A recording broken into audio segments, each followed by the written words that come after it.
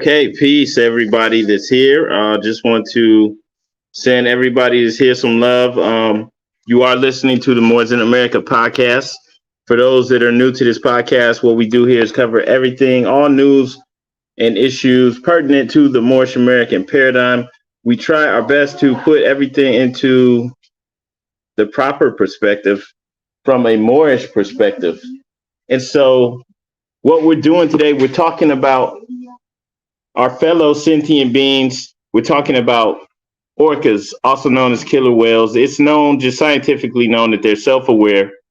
Um, I wish I could do the screen share for you guys, but I can't. But just bear with me. It's known that they're self-aware, extremely intelligent, emotionally intelligent, able of like compassion and things like that, things that they typically associate with humans. So just yada yada yada on. We could go on and on for days about how impressive and complex these animals are, and they live in huge pods, groups. They have social structure, all of these things of this nature, right? But like, and it is huge and incredible as they are, right? And also, let's keep in mind that these are apex predators, meaning they're at the top of the food chain, right? They rule the ocean, and these creatures have been getting captured for decades now and put into little, basically like bathtubs for them, to put them in a tank that's like maybe 80 feet long or 100 feet long, maybe 40 feet deep at the most, 20 to 40 feet deep. That's like a bathtub for them, right? So they're taking these incredibly intelligent creatures and powerful creatures, mind you, and creatures that could very easily kill humans if they wanted to, right? And putting them in these bathtubs and keeping them in there and making them do tricks, for fish, do entertain us for food, right? And so this has been going on for a long time. Some of you may have seen the movie, I think it's a documentary, but it's called Blackfish, where they try to expose some of the terrible conditions that they're subjected to, right? Blackfish, that's a good one. Peace and love. Make sure you hit like and share this, right? So we want to talk about what's going on. So you may have seen some of the things in the news. This is really what just caught my eye. I think about this from time to time, especially when I see something like SeaWorld or something talking about killer whales. Like, man, this is wrong. But lately, been seeing a lot of articles talking about killer whales, and maybe it's just coming up on my news feed. I don't know. Are you more seeing this stuff too? They're talking about killer whales are now starting to attack boats, right? Starting to turn on humans. For the longest, they've been saying that there were no documented attacks of killer whales attacking humans in the wild, but it's looking like things are starting to change.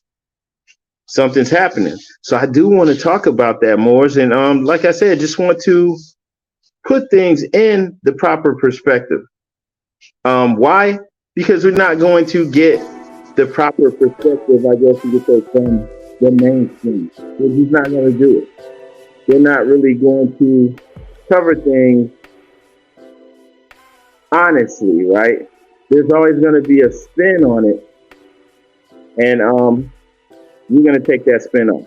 So what I want to do, there's a couple articles, as I mentioned, that I want to speak on. Can't pull them up on the screen, but I'm just going to go ahead and read it to you and provide some commentary. Life is definitely stranger than fiction. I agree with you on that, brother. Shout out to you, brother. Make sure you hit that like and share button. Everybody that's here watching this live, or if you're watching the replay. I don't think anybody else is going to talk about this. And yeah, all of the things that you're saying too, all of this is going to come into play, right? The pollution. Remember, they're at the top. They're the apex predators. They're at the top of the ocean. Okay. And we are invading their spaces in so many ways. But I have some links in the video description that you can go to if you want to do your own research, or if you want to just look at the sources of where this stuff is coming from. So make sure you check out those links in your own time. But I just want to go to this article. It says, "Why are killer whales attacking boats?" This is a very recent article. It's It was published May 24th of 2023, right? And so the article is saying, why are killer whales attacking boats? And it says boats, plural, right? And it's got pictures of killer whales in there. And it says orcas living off of Europe's Iberian coast recently struck and sunk a yacht in the Strait of Gibraltar. Scientists suspect that this is the third vessel this subpopulation of killer whales has capsized since May 2020. When a female orca, believed to be the originator of this behavior, suffered a traumatic encounter with the boat. So they're trying to say that, like, maybe it's just a scientists suspect. They think that maybe this is like a pod of orcas that have started attacking boats because one of their female orcas had a traumatic encounter with the boat. This is what they're saying. We're going to keep going. So we want to make sure, that's what they're saying. Because a lot of us look to, like, the mainstream, which is understandable. You look to the mainstream society as the authorities on everything. So if they put out a story and they say, well, this is why it's happening, you just take that on face value. You might not want to do that. So going back into this article, it's saying in most reported cases, orcas are biting, bending, and breaking off the rudders of sailboats. So how did they learn to imitate this behavior and why? We asked Dr. Luke Rendell, who researches learning behavior and communication among marine mammals at the University of St. Andrews. Right? They asked him, like, why do you think the orcas appear to be attacking boats off the Iberian coast? He's saying any answer that I or anyone else really gives to this question is speculation. We just don't know enough about killer whale motivation to be certain. The puzzle for biologists is to understand how this behavior develops. The lack of obvious fitness-enhancing rewards, like food, for example, means this is unlikely to have evolved because it enabled the whales to better survive in their environment, right? This is what they've been doing to them, right? They've been locking them up basically in a cage and giving them food rewards, right? To get them to entertain people. And they learned it, okay, they'll do this. They'll do this for fish. They'll do this for, whatever it is that they like. So they're like, what's going on? Because there's no humans out here manipulating them. At least that's what they say, to attack. And so they're calling that an adaptive trait. It's an evolutionary benefit, helping the animal find food, mate, or successfully raising offspring. And so he's saying that the behavior looks like there's multiple accounts of single and groups of orcas developing idiosyncratic and not obviously adaptive habits. These range from one group engaging in what seemed like a short-term fad of carrying dead salmon on their heads to another, vocally mimic sea lions, right? To actually convince sea lions that they're sea lion too, so that when they come in, they eat them. And then they're talking about they have other kinds of behavior that appear to bring rewards, like the orcas that are captive learn to regurgitate fish to use as bait for gulls, which they apparently prefer to eat over the fish. They want to kill, they want to kill because they're predators, man. There's nothing wrong with that. So they'll regurgitate the fish so the gulls will come down to their freaking cage where they're in there like freaking prisoners. And when the gull comes, and they can actually hunt and kill. All right. And so I'm just saying, this is some of the stuff they've been able to observe, from keeping them captive. And they're asking the same person, like, how do you suspect this behavior is being transmitted among killer whales in the region?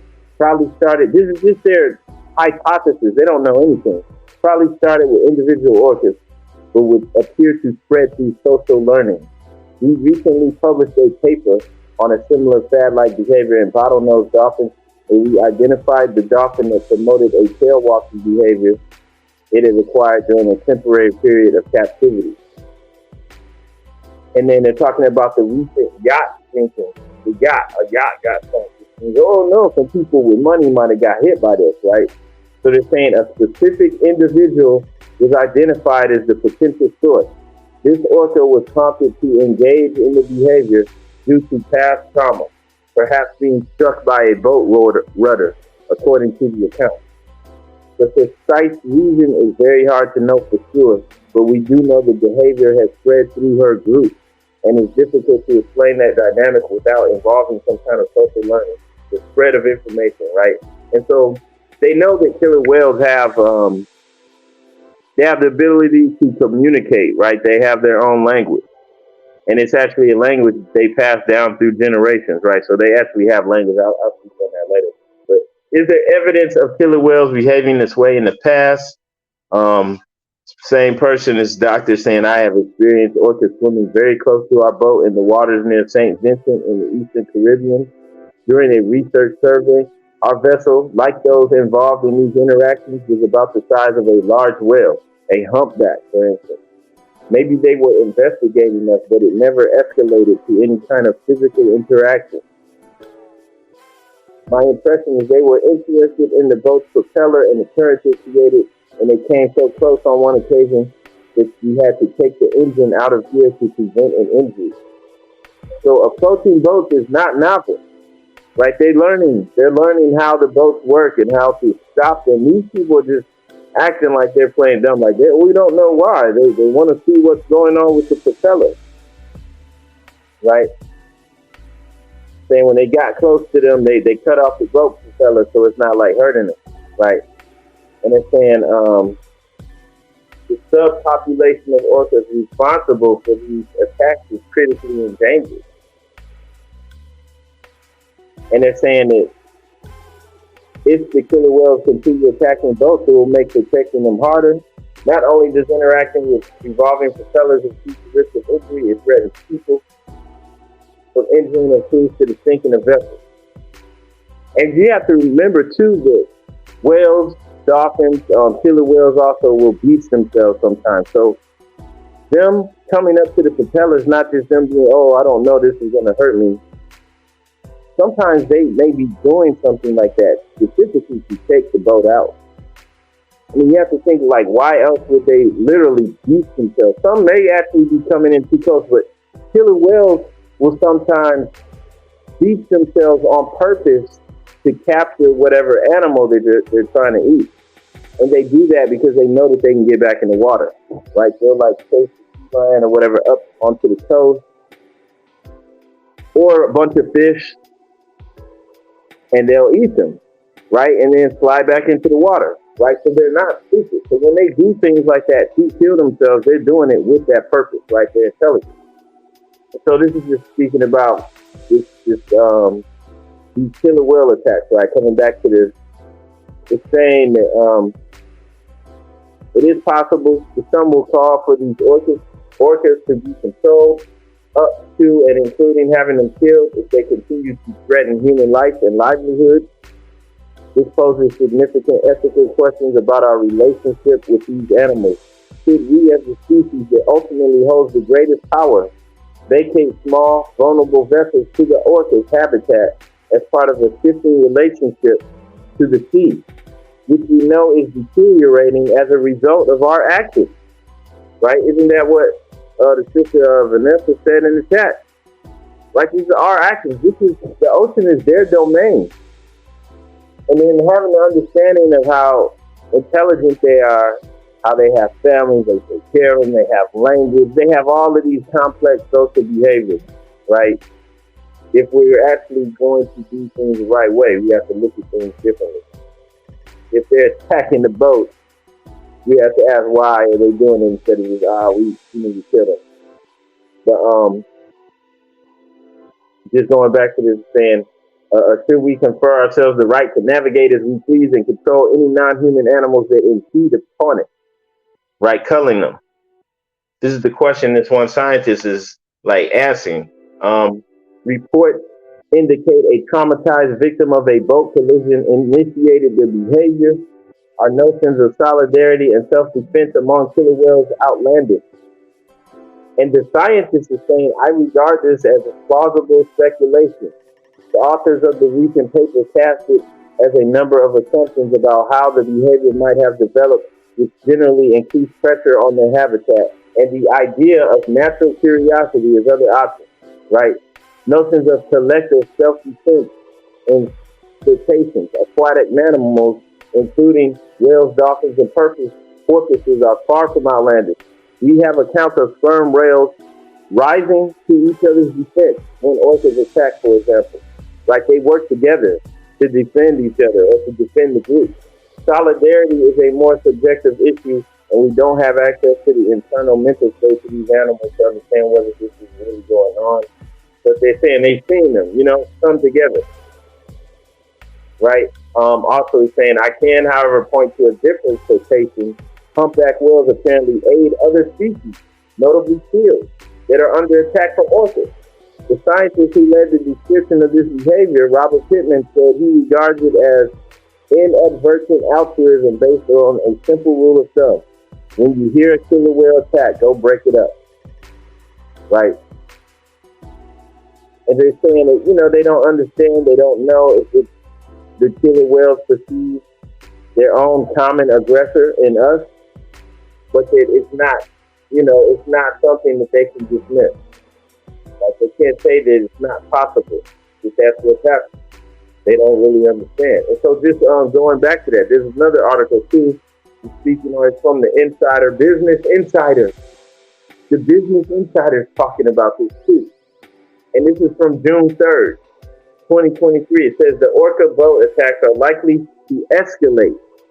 Former SeaWorld trainer says, orcas love having fun, but they can have a darker side, right? And I want to speak about that because, they show you the orcas jumping up in the air and doing tricks, right? But you have a former SeaWorld trainer who's saying, hey, this is not just some random thing, right? And the same former SeaWorld trainer spoke to Bloomberg about the rising orca attacks on boats. He said, his name's John Hargrove, he said it was 100% predictable. 100% predictable. Like, you know this is going to happen. You're playing around with the wrong one or the wrong ones. You're playing with the wrong ones. Like, killer whales are so, they're so impressive that if you're in the ocean, if we're in the ocean, even if we're in a boat and you see something that's 20 to 35 feet long, that's that powerful and swift, and it pretty much can eat whatever it wants. And they're intelligent. They hunt in packs. It's like, come on, man. You're messing around with the wrong one. So this guy is a SeaWorld trainer. He said it's 100% predictable that they will start attacking boats. Said when sailors are out at sea, they should remember they are in the orcas' territory, right? You don't have dominion over all of this. There's some people, like a subset of the population, that wants to always prove their dominance over nature. They always have something to prove. So this former SeaWorld orca trainer believes the surge in killer whale boat attacks off the coast of the Iberian Peninsula is set to escalate. John Hargrove, who resigned from SeaWorld, the SeaWorld theme park in 2012 and now advocates for keeping orcas out of captivity, spoke to Bloomberg Opinion in an interview on the latest killer whale versus boat phenomenon. Orcas love having fun, but they can have a much darker side to their mischief when they don't like what's been happening to them. This is what he told Bloomberg. Howard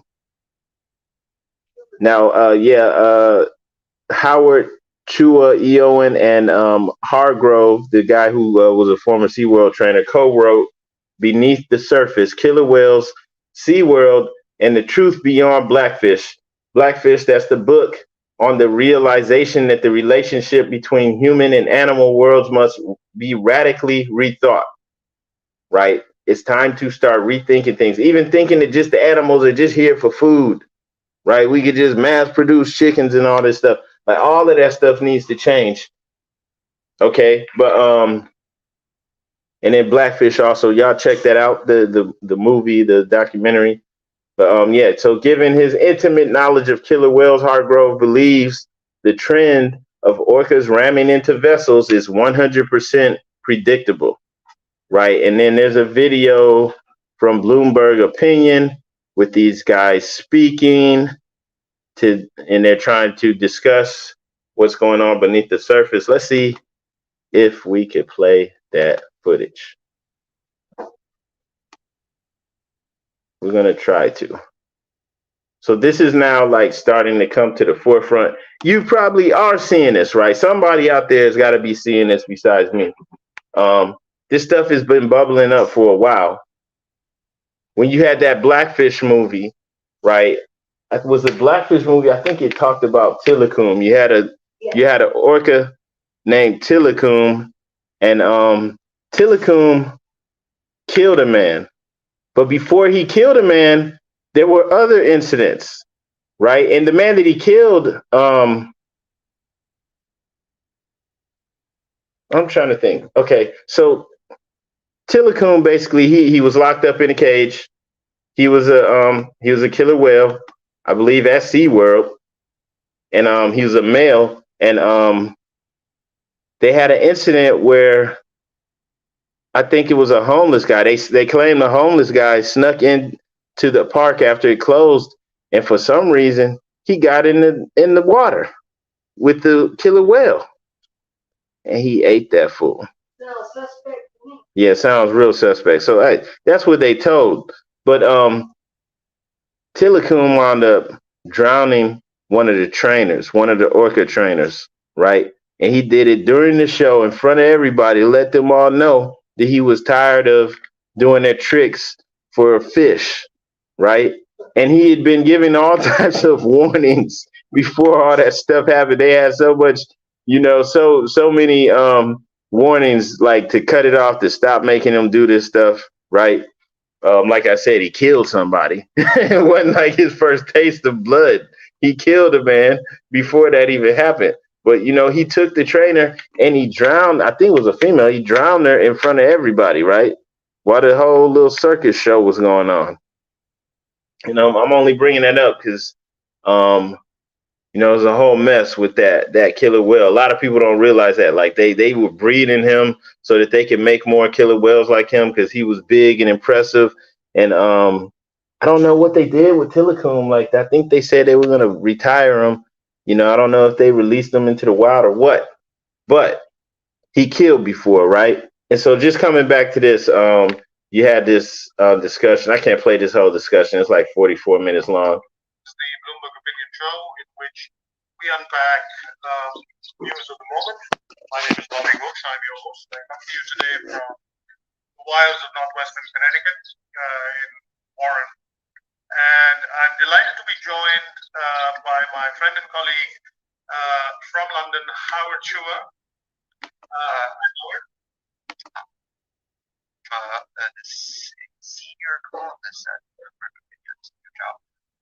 And yeah, so I can't play this whole video, but anyway, if I can later, I'll put that broadcast link in the description so you can go and check it out. And basically, these people are speaking about why the orcas are suddenly destroying yachts, and you've got somebody who was a trainer with them for years, like giving his experience. So they've been telling us for years that orcas don't attack humans in the wild, but things are changing, right? So going back to this article though in Business Insider, it says while most orca interactions with boats are harmless, there's been a spike in aggressive behavior towards boats since 2020. But most people are just now hearing about this, right? 2023.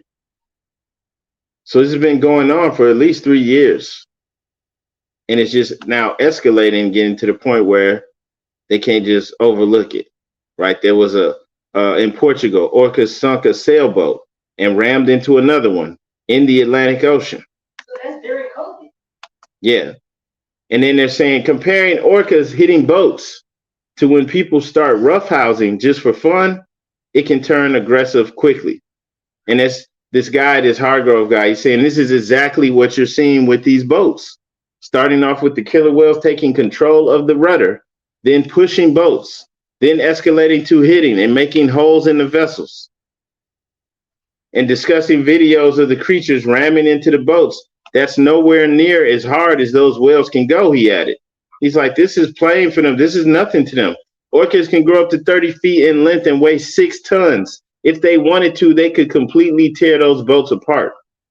He said it was likely that these kind of attacks, particularly in a region near Spain and Portugal, would increase.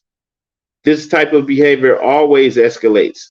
We'll be reading about more of these events, he warned. So it's like, look, you're in their territory, whether you like it or not. And if there was a peaceful relationship between humans and orcas, you better believe that's about to change. Commenting on the phenomenon that orcas may imitate one another, the same guy says that it's possible for pods of orcas to teach other pods their actions. The creatures are so highly intelligent that they can learn from each other very quickly. Like it's nothing for them to learn things from each other. Even other pods, other groups of orcas learn from another pod. While it remains unclear exactly what is causing the interactions between killer whales and boats, the interviewers asked the expert whether people, sailors in particular, should be alarmed. While boaters, especially those sailing around the Iberian Peninsula, should be very careful, he said ultimately people should remember that they are in orca territory. In the end, the insurance company is going to take care of the boat. That's the risk you decided to go out on your boat. You are in their territory. And you got to think about that really means something because like off the coast of South Africa, right? You had a couple of orcas had came into that area, right? This is like off the coast of South Africa, one of the beaches down there. And so you had like a pod of orcas, maybe a small group had come into that area, and all of the great white sharks who had been hunting in that area, that was their territory for years, they all disappeared. Soon as they saw the orcas come in, they got down. They didn't come back. They probably not going to come back for years, right? And that's how the dynamics of the ocean work, because the orca is the apex predator. And the sharks, even the great white sharks, they already know, right? The orcas use echolocation, same way dolphins do. They don't even know how the orcas are able to just zero in. They think they use echolocation to just zero in on the shark's liver because the orcas, for whatever reason, they like that. It tastes good to them. So they don't even kill. They don't even go for the other parts of the shark. They just go right in, bite through, take his liver out, and leave, right? Because they like the way it tastes. And they actually do that with other animals as well. And so I'm just saying, the great whites already know. So once the orcas come around, they disappeared and they probably not coming back to that area for years, right? Because it's their territory. Okay, so the takeaway point he said is that water is the orca's world and habitat, and people should respect that. Obviously, we're seeing like humans aren't really respecting it. The SeaWorld still has the killer whales, that logo, don't they?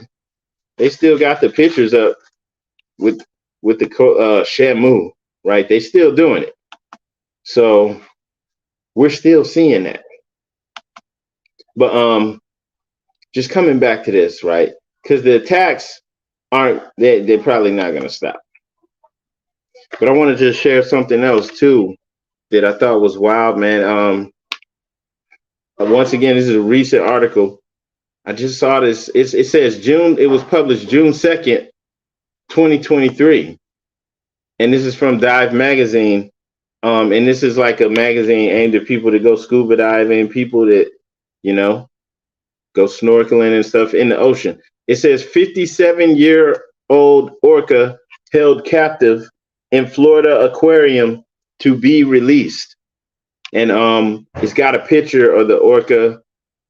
I can't share the screen, but you can check that article out.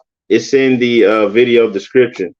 So it's got a picture of the same orca that is talking about that's going to be released in the tank, right? She's in her tank, and her tank is tiny. Like, you see how big she is compared to the tank. And it says the squalid conditions that the 57-year-old Tokite /Lolita has been kept in. An orca who has spent more than 50 years in a Florida aquarium will be released from captivity within the next 2 years. And you need to check this out. Listen to this. A 57-year-old orca named Lolita, who has been held captive for more than 50 years, is to be released by the new owners of Miami Seaquarium. Lolita, also known as Tokite, has been held captive since 1970, when 80 orcas were rounded up in a cove off the Pacific Northwest coast of America. 6 orca calves were separated from their parents and sold to marine parks. Most did not survive a year in captivity, and one of these 6, Lolita, is the only one still alive. She's 57 years old, so they captured her when she was 7 years old, put her in captivity. For decades, many have advocated for Lolita's release.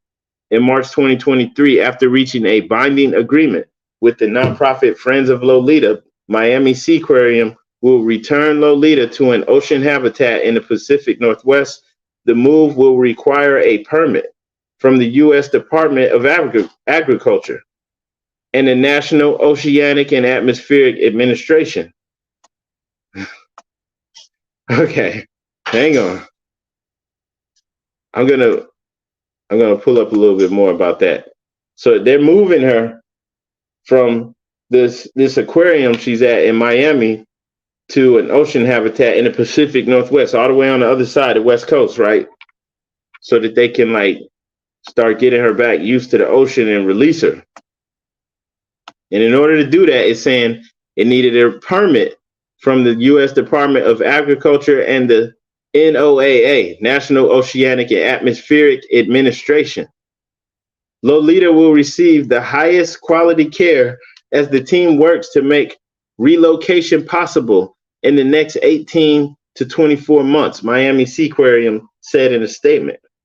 Miami-Dade County Mayor Danielle Levine Cava said the process to release Lolita began with the new ownership of the aquarium to the Dolphin Company. After ownership of the aquarium was transferred, the Dolphin Company then partnered with Friends of Lolita to assist in providing medical care to the orca. Hang on. Finding a better future for Lolita is one of the reasons that motivated us to acquire the Miami Seaquarium, said the Dolphin Company executive Eduardo Albor in a statement. Lolita, also known as Tokite, performed 3 tricks 3 times a day. Hang on. Performed 3 tricks. Performed tricks 3 times a day for almost 45 years in the smallest aquarium pool of its kind in North America. Despite her retirement from performances in March 2022, she continues to be held in an 80-foot long, 35-foot wide tank. Remember, orcas can grow up to 10 meters. That's 35 feet in length.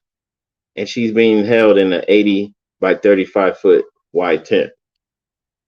In 1980, Lolita's companion, Hugo, died following a brain aneurysm caused by repeated self-inflicted head injuries. Since then, Lolita has been without the company of another orca. Right? Like Hugo wanted out of there. He didn't even care. He wanted to die. I know Lolita wants to get to free waters. I don't care what anyone says. She's lived this long to have this opportunity. My only mission is to help this whale get free, said Jim Urshay, the owner of the Indianapolis Colts, who's supporting the cost of Lolita's relocation.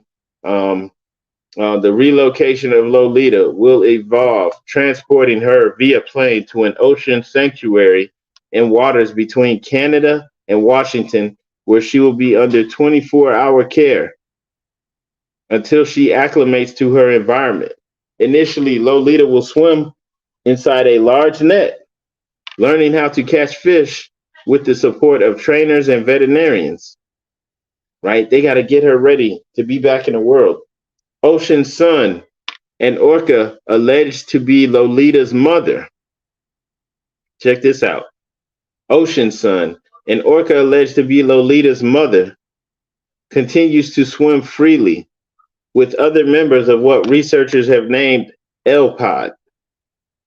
Advocates say that locations for and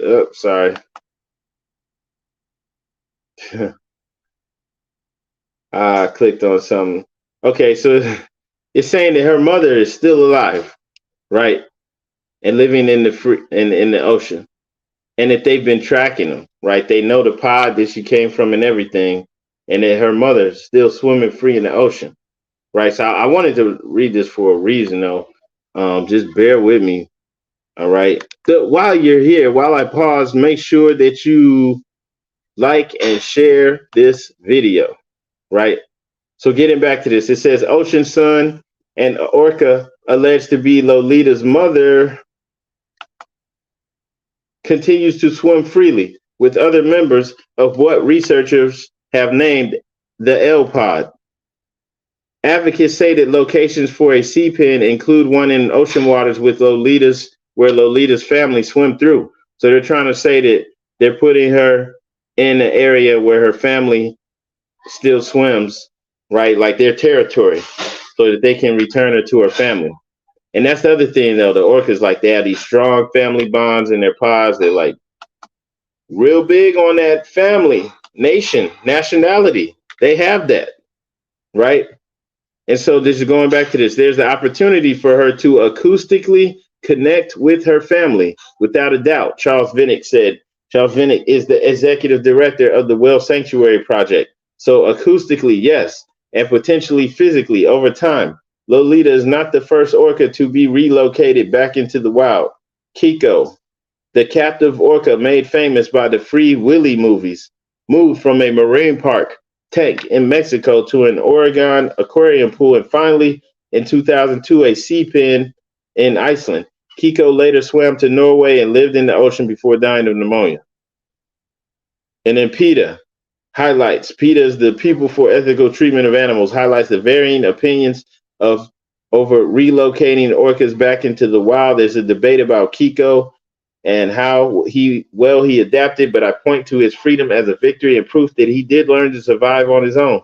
Lolita is the second oldest orca in captivity to Corky at SeaWorld San Diego. So they're still holding these orcas at these SeaWorlds, right? She's the second oldest, but she could have some good years ahead of her. There's speculation that her mother is still alive. She's an apex predator. She was never meant to live in a tank. Despite the plans to release Lolita, NOAA, the National Organization for something atmospheric and aquatic, right, remains doubtful over her removal from captivity. A spokesperson said there are numerous risks associated with the release of captive animals to disease, social integration, other behavioral patterns, right? They're concerned about the release and the potential impacts to the endangered southern resident killer whale population. So reading this for a reason, right? They're saying the relocation cost could reach $20 million. Since 1971, 174 orcas have died in captivity, and 30 orca calves have either been miscarried or stillborn. With no natural predators, orca whales are highly sociable and can live up to 80 years, right? They have no natural predators. They're at the top. So they're highly sociable. They have these huge clans, huge family pods, and they can live up to 80 years, right? And they're saying it documented, they know that her family's still alive, possibly her mom's still out there. They're going to release her to the wild. So what do they think's going to happen when they release her to the wild? And these animals, these orcas, communicate, right? And she's not the first one that's been released. This has happened before. So they can't communicate. And they are going to make it understood about what they've gone through with humans. Okay? My wife had said something too that may sound outlandish to people. I don't know. But they're saying that, you know, with all of these things happening, these orcas attacking the boats, could it be possible that The Orcas are letting it be known that they want their elders, their kin, to be released from captivity. And seeing how we know that they communicate, like, is it really outlandish to even say that maybe, possibly, there's a subsect, there's a portion of the government that's reached out to them, that's understanding or made some type of agreement with them that, okay, we will start releasing you guys. Does that sound crazy, guys? Because these creatures are sentient, they communicate. And all of these things are occurring, and now you have all of these different government organizations getting involved to make sure that they're getting the care that they need, that they're being released, and all of these things. It's like, come on, man. It's not what we're being told. And so these creatures just, once again, in a similar situation to us, being held in captivity, right? Being used, tossed to the side, used to entertain people, all types of, ridiculous things. And they're rising up, man. That's why I call this Rise of the Orcas. Just wanted to show this because I don't think anyone else is really going to speak on it like that. And just wanted to share some things that are going on out here, because this stuff may pop up in your news feed. You might see it, not really think anything of it. But just the animals in general are waking up. A lot of you may have seen these elephant attacks that have been occurring over the years, right? We had the elephants just going wild, turning on not just the trainers or people who were abusing them, but just in general, the people who were maintaining their captivity. Just like a few years ago, you had the one elephant who attacked the lady, killed her, I believe that was in India, and then actually came to her funeral and stomped on her body again, right? Like taking it to that level. And this is happening all over the world. And I don't think any other news organization is even going to investigate the possibility that the power structure of the entire world is changing. Everything is changing. And everyone is starting to see through the lies that we've all been told. Right? People are starting to see through. The way that they did the orcas, they let you know that they capture the calves. They take the calves and remove them from the family to place them in captivity. Why? They can't do it to the adults.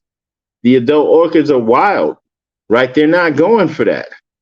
So they remove the calves to try to re-educate them that this is here, we take care of you. We form bonds with you, right? We feed you, we take care of you. This is what you do your tricks, you work, and you get to stay in this cage, but we take care of you. So this is these are the lies, this is the programming that the orcas go through, the dolphins, and all the other animals that they keep in captivity. But all of that stuff is starting to fall apart. And it's the same thing with people as well. Humans all over the world are starting to see through the lies.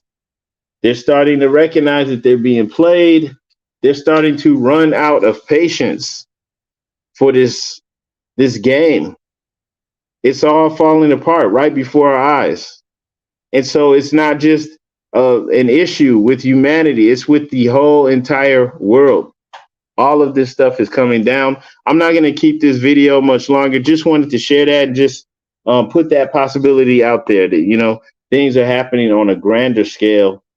And if you aren't with the orcas, where you're thinking of liberating yourself and tossing aside all the lies and just thinking outside the box now, I don't know what to tell you.